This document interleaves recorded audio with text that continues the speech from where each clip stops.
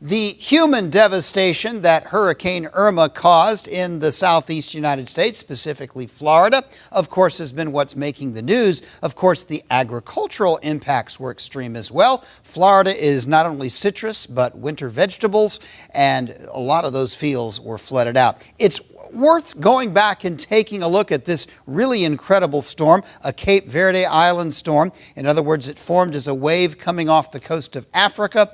By the time we get to August 31st, we had a full-fledged Category 2 hurricane in the middle of the Atlantic Ocean, quickly strengthened, remained very strong. As it approached the Antilles, it zoomed into Category 5 and stayed that way for days. Now, as it comes within range of the U.S. radars, by the time we get to September 10th, it was moving onshore in the Keys as a Category 4 hurricane. The right side of the storm brought in the incredible storm surge up the coast of Florida and into South Carolina before it finally moved into the southeast and dissipated a couple of days ago. Still dealing with the remnants of that. And you know, it is in fact the presence of this low pressure system in the south that brought so much warm air up into the northern plains this week. Well, finally, that Irma is falling apart, we're getting a bit of a change in the upper level winds, and of course that's brought some rain to the region this weekend. The current range system will move out and move into the Great Lakes, but another one is likely to move eastward this week,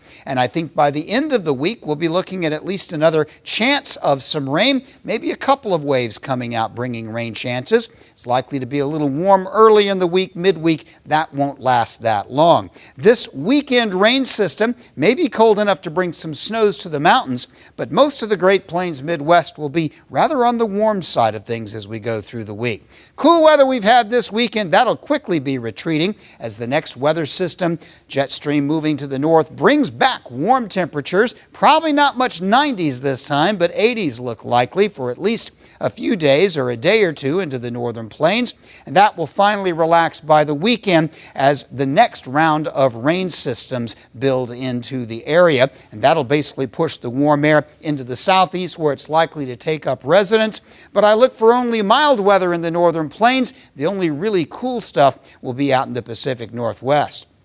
So precipitation that second week looks like the northern plains region, upper Midwest, is heading into some wet weather, and that's not necessarily ideal at harvest time. The overall pattern, the cool in the west, the warm weather in the east, lends itself to a rainy period in the Great Plains, especially northern Great Plains and upper Midwest. The wet weather means that an early frost in September this year is not looking likely at all.